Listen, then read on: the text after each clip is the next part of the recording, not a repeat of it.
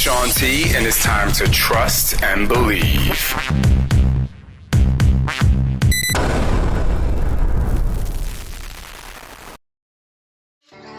Hey, what's up, everybody? So, I'm going to tell you exactly how this all came about this week. I was home.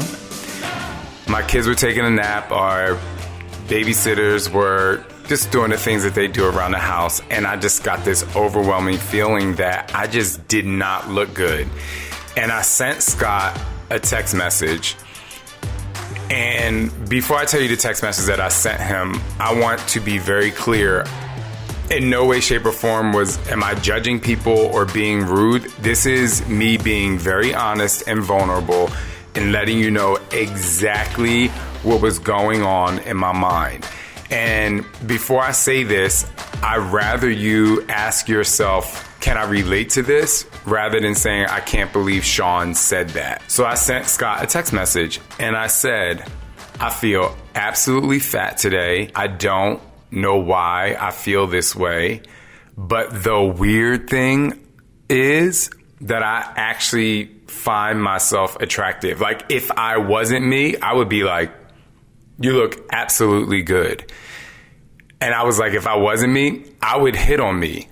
Now, I know that sounds so wild and crazy how in one text message, in one part of the text message, I say, I feel fat, I feel just gross. But the second part of the text message, I said, but if I wasn't me, I would hit on me.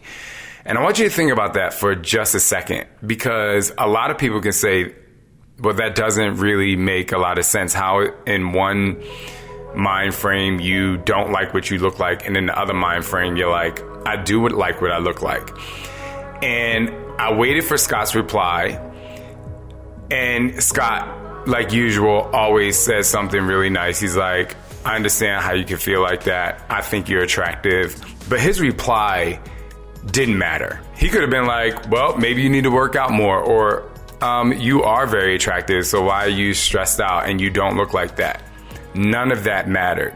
What mattered was that there was something going on in my brain, in my mind, and probably even deeper, what's going on in my life right now, that I feel like that. But I want to explain a little bit further, and I'm smiling now. I was not smiling then. I was like, this is crazy. So some of the things that trigger these emotions for me are purely weight and a number.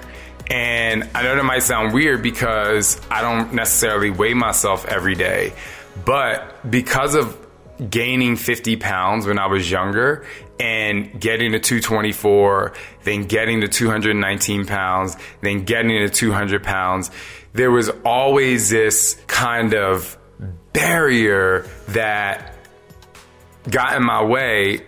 And the fight was, if you get past this number, you'll be in a good space. It was always, if you get past this number, you'll be in a good space. So I'm always thinking,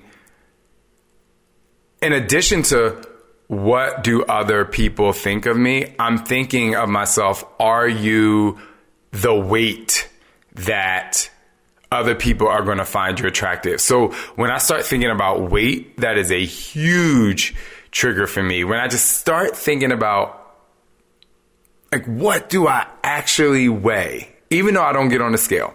The second thing that triggers me, and I talked about this a lot, if my face feels bloated, because for a long time I just didn't like my face, period. So if I look in the mirror, it could be early in the morning, bloated. I could have had a drink last night where I know I'm going to be bloated, or it's a day after wine night where I know I'm going to be bloated.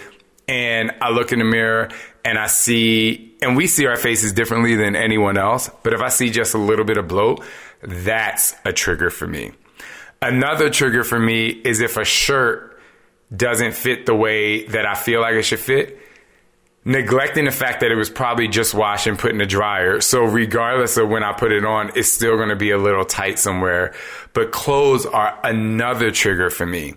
And the most vulnerable trigger for me is if I'm non-verbally trying to flirt with Scott, but he's not getting the messages, but he's not flirting back with me, I feel like, oh my gosh, he doesn't think I'm attractive. They don't last long because I know that they are triggers, and I'm able to like go in there and really figure them out and break them up. But they are some of the triggers, and you may out there have some triggers too. And it's so important for you to be able to recognize them before they really take control of your mind. So I realized that for the last 23 plus years that I've been in the fitness industry, that most of how I judge myself is how other people see me. I have spent over the last 23 years being a fitness guru, spending more time worried about how other people think I look. Are my abs good enough? Am I lean enough in this area? Are my muscles toned enough? Are my biceps big enough? Is my face chiseled enough? Am I able to get these cheekbones one day? Spent so much time subconsciously always worried about how other people think I look. And earlier in my career, the first program I did was Hip Hop Abs. And when I showed up to set, it was show your abs, make sure you lift up your shirt during your workout. That's the thing that's going to keep people motivated and let them know that this tilt, tuck, and tighten works. And of course, dancing, fitness, eating healthy, using your core, of course it works. But what it does for me, or maybe for some other fitness instructors, is that the camera is on and you are showing your body and you are constantly worried about what other people on the other side of the camera are thinking about you. Then rockin' body comes. I thought less about my abs and more about fitness. So if you compare Hip Hop Abs to Rockin' Body, even though I was like a year older, my abs were more ripped in Hip Hop Abs. And I remember showing up to the Rockin' Body shoot, comparing myself to myself before, but not because I didn't think I looked fine. It was because, what are people going to think of me? Then Insanity came up. Insanity, I was going through a transition from the time I was like 28 to the time I was 30. It was more of a weight gain, coming more into my manhood. I had moved from LA to New York. My nutrition was different. The workouts were different. I wasn't dancing as much. I was doing HIIT training. And so when I got to Insanity, I was even bigger. I was actually fine with being bigger. I never really paid much attention to it because it was more of a boot camp style workout. So I was like, yeah, I'm brolic, I'm good. Like, I'm going to actually match what the people on the other side of the screen want to see. Again, worried about what other people are thinking of me while I think that I'm pretty good. Then I say, okay, Asylum comes up. Asylum comes up. I am like, oh, this is athlete. This is all the different sports. I got to be really ripped, to the point where I lost, I don't know how much weight I lost, but I got down to 183, 184 pounds, 4.1% body fat. At the end of that training, I started training to try and do hurdles again. I was like, I want to run track again. I want to focus on this again. I feel really good. First day of practice, I pulled my hamstring. Mind you, I'm waking up in the morning. I'm eating 6 meals a day. I'm working out 3 times a day, plus taking a dance class and rehearsing for my workouts. I'm doing all this stuff to my body. But it's constantly, okay, so what are other people going to think of you? Because now you did this Asylum workout and now you have to stay ripped. I'm not going to go through the next few programs that I did, but I will say that over the years, even though there are plenty of times where I feel like I look great, I'm always worried about how other people are going to make me feel or how other people think I look. Then social media comes out. And there's pictures. And originally, I was like, I don't care what I look like on this picture. This is me.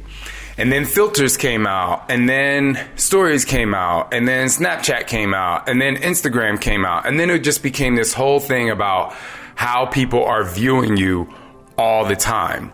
Mind you, in my own little Shaun mental bubble, I'm like, you're fine. But on the outside of that, I'm like, but do you look good enough for everybody else? When it comes to social media and body image, I personally don't follow people, but you got to hear me out. I don't follow people that I compare myself to or that make me feel bad. However, there's a such thing as a social media algorithm. And sometimes I'll see fit people or fit bodies or couples that work out, or I'm looking for exercise that I've never done before, and I'll like it or I'll save it because it's important for me, obviously, as a fitness person, to stay on top of workouts and different apparatuses and supplements. I just kind of like to know. I get ads just like everyone else. So on my explore page, because I save a lot of these things, I see these 25-year-old guys that super ripped, that take, however many supplements they take. And that is one thing that is really tough because I like to stay on top of what's in the fitness industry. But, I don't know. That's the hard part. So anyway, but if you're a person out there where you follow people that make you feel bad because of the way you look, like if someone posts a photo and they say, hey, I lost weight, I feel really great, I finally got my six-pack back, that's cool. Like, they have a journey. But if someone's making you feel bad because they're like, you should look like this, and this is the correct way to have the best physique, then maybe that's somebody you necessarily shouldn't follow. So my rule of thumb is, if they're showing their body and there's a message and a journey attached to that, and it fits what I need for my own inspiration, I'll follow. But I definitely need to take control over that algorithm somehow. Now, over the years, especially since I've been doing this podcast and I wrote my book, I definitely have come up with systems to help me stay as positive as possible when it comes to body image. The systems that I have in place to talk to myself positively are places. So I talk a lot about getting in a hot tub.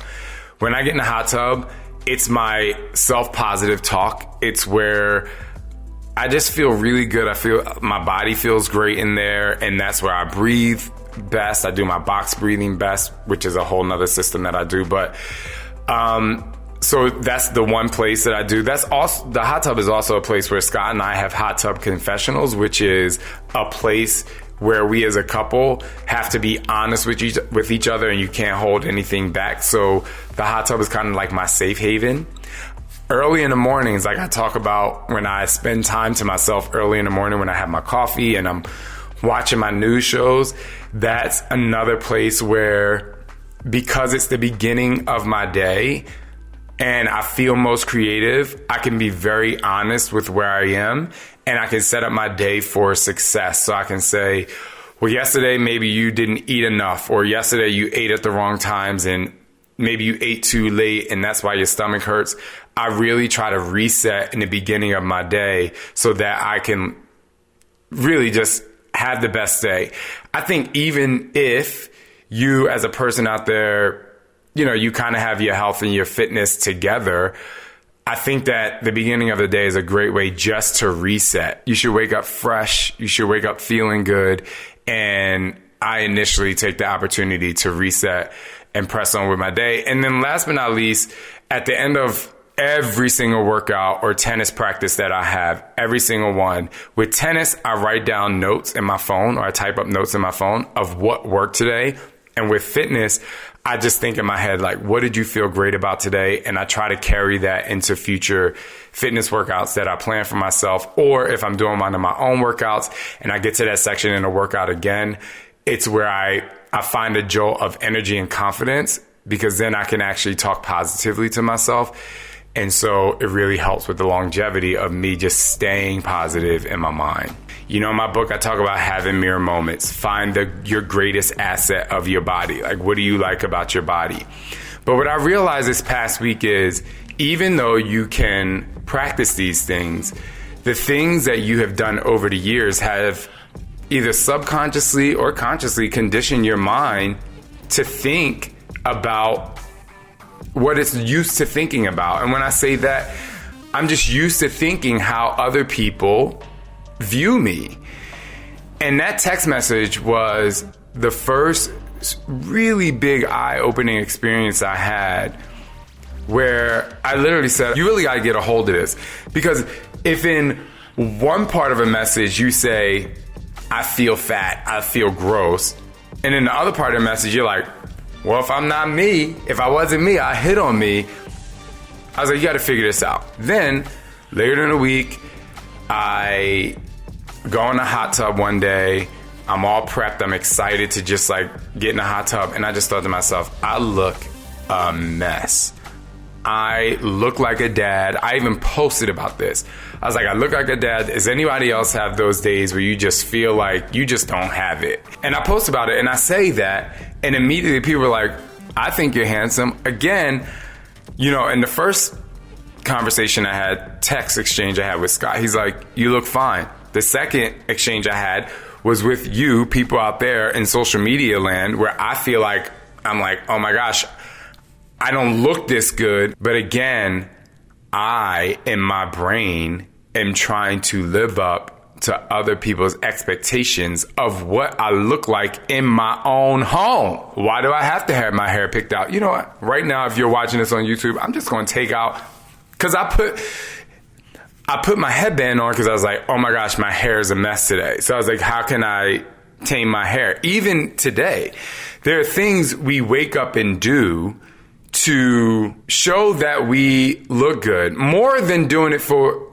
the fact that we want to feel good. Because to be quite honest with you, I don't really care what I look like right now. And back in the hot tub, like, why should I care if my hair is combed or not? Constantly thinking about, what are other people going to think you look like? Now, I do want to reiterate again, I'm not doing this consciously. It's from being conditioned over the years on being on camera, sometimes TV, a lot of times fitness, and now social media. We just have this thing, I don't even know what it is, that is this voice in the back of our heads that's constantly telling us, like, are they going to think you look good? I go to Walgreens last night. But before I went to Walgreens, I just said to Scott, I was like, I'm just going to throw in anything, whatever. So I threw on my donut sweats from Shaun Apparel.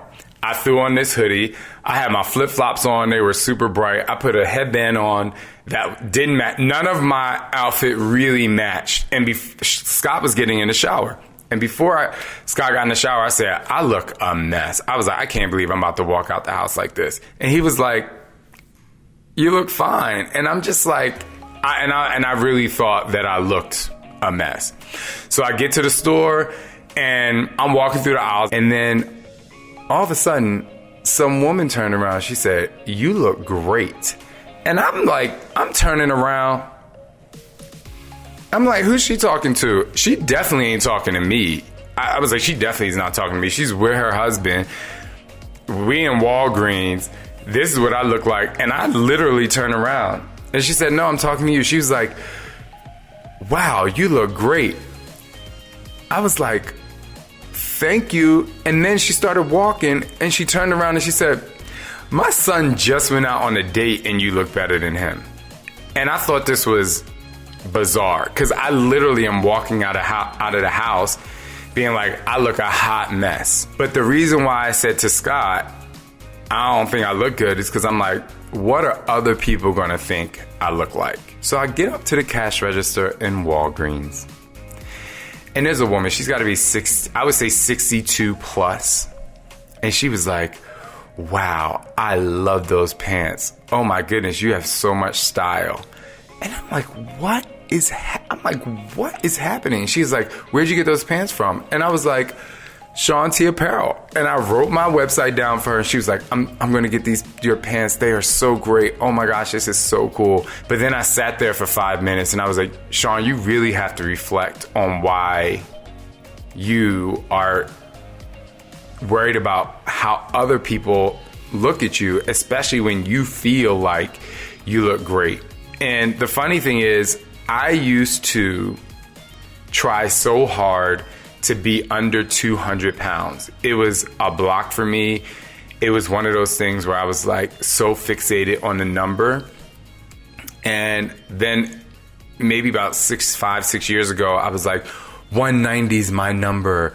This is my number where I look great. And I realized that from being 184 to 190 to 195, I'm constantly worried about these numbers and how I look. And this number is going to define me, which is why I put in my book, and I say all the time, fit doesn't have a size, it has a mentality. Fit doesn't have a number. And I realize if I get on a scale right now, I'm probably 202 pounds. And I'm like, I really like the way that I look at 202 pounds. With clothes on, naked, I've learned to embrace my face, even though, I think because I think Scott is really attractive and he has these like amazing cheekbones, I'm like, well, that's not my genetics. In the gay world, maybe in the straight world too, I don't know. But in the gay world, there is this thing where they do like fat shaming, and you have different types of bodies. It's like the jocks, the bears, the beefy. It's in the gay world, you are defined as a body type. Like if someone said, like if I was single and I was trying to hook up with somebody and, like let's say online or whatever, they would be like, well, what's your body type? Like, how does it define you? And I just think that is so annoying, and it works against our confidence, because you have to go out you're not going to bars now because it's a pandemic, but you have to go to the gym or go out to the park or go to the store, and you're worried about what body type you fit into rather than worrying about, do I look good for me? Do I feel good for me before I walk out of the house? And this week was really an extreme eye-opener for me, that I have to take steps to eliminate what other people think about me in terms of the way I look, my height, my body type, my body weight, not define myself as a bear or a jock or beefy or whatever. The point is, until I can eliminate those outside voices, or that voice in the back of my head that's telling me this is what you need to look like for other people, compliments don't really matter. And my challenge to all of you out there is just a few questions. You kind of have to do this questionnaire. And these aren't questions that I want to answer for you. These are questions that you can ask yourself and answer for yourself every single day. So make pretend this is kind of your daily quiz of staying positive and confident about your body. So the first thing is, what is something that makes me feel worse about myself? I talk about triggers, right? What are your triggers? What are these things that make you feel worse about yourself? Write them down in your journal or write them down as notes in your phone so you can revisit, okay? The second quiz question is, what are things that make you feel better about yourself? It's really important that we take the opportunity to focus on the things that make us feel better, even though you should know the things that make you feel worse, because there are things that you're like, maybe I should avoid that. But what are the things in your life that make you feel better every single day? I always find that things that make me feel worse, I can easily write those down. But things that make me feel better, I kind of have a hard time writing those down. This next question is more of a definition. What does positive body image mean to you? Earlier this week, I was scrolling through social media and I came across Autumn's page, and she did an IGTV on how people basically skinny shame her, and why is it that because she isn't a person that gains a lot of weight, why can't she too be included in the positive body image movement? And I just thought that was so cool, because I too at one point got skinny shamed when I posted something on Twitter. People Magazine called me up and they were like, what's going on? And I was just like, I don't know why people are shaming me because I'm getting fitter or leaner. It was just such a weird thing. But for you, what does positive body image mean to you? No one can tell you what this definition is. It's a definition for you so that you can look at it every day and stay on track and stay on your own course. And the final question is, how do I get myself to a better place of confidence in my mind and my body? What are some of the things you can do every single day that are going to boost your confidence, right? Is it putting on a certain color? Is it that eyeliner that makes your eyes pop? Is it doing your hair a certain way, pulling it back so you see your face glow a little bit more? Is it doing dance workouts because it makes you feel good and it elevates your mood in a positive way? So what are some of those things you can do to keep that confidence really high in your mind and your body? Write these answers down. They could change every single day, but it just takes about 3 to 5 minutes to really reflect on this every single day so that you can, focus on how you feel about yourself rather than how other people feel about you. Do you feel like you're doing your best in your nutrition and fitness journey? And for me right now, I'm absolutely doing my best. And the other thing is, do what I did. If you step outside of yourself, would you think that you were attractive by not thinking if other people were you attractive? Because I believe that we define our own attractiveness on how other people think we look, or if we define our own attractiveness based on if other people think we're attractive.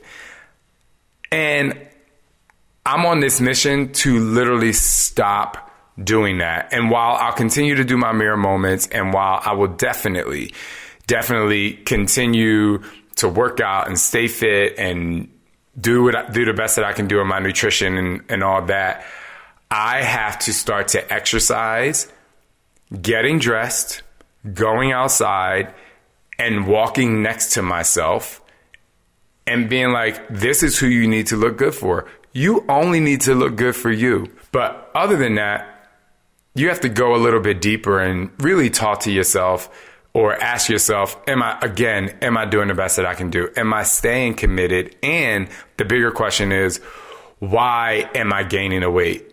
If you have a thyroid issue, then we know why. But if you're just gaining weight and not eating correctly or telling people you're eating healthy and you're not really doing it, you just have to find out where that block is. Right now, we're in a pandemic. People are stuck at home. People are really stressed. There's a such thing as stress eating. I have 2 different types of stress eating. One, if I'm really nervous and scared, I won't eat at all. If I'm really nervous and excited, I eat and I eat and I eat and I eat and I eat and I eat and I eat and I eat. Right? So there's many ways that stress can affect the way you eat. And knowing that your stress could be a big cause of your weight gain, and do things to relieve stress, do things to put yourself back on a great nutrition journey, and keep up the communication with your spouse. And last but not least, commit to your workouts. I do want to say and end this, none of us should wake up.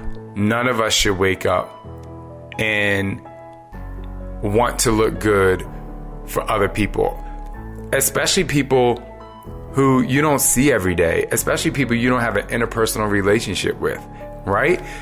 Again, if you're doing the best that you can do and you are on your journey, this is your journey. All you have to do is walk beside yourself. And if you find yourself attractive, that's going to give you so much more confidence than if you are splitting the love of yourself between what you think of yourself and what other people think of you. So my challenge for you all to trust and believe in who you are is to just, again, go to the mirror. If you have a hard time visualizing standing beside yourself, go to the mirror and just love on yourself. And if you have to do that every single day to eliminate those thoughts of what do other people think of me, or that voice in the back of your head is, are other people going to think I'm attractive? If you have to go in the mirror every single day to get rid of that, please do it. Because like Christina Aguilera said, you are beautiful because you have the power to make a change and make enhancements in your life so that you feel really great about who you are. And always trust and believe.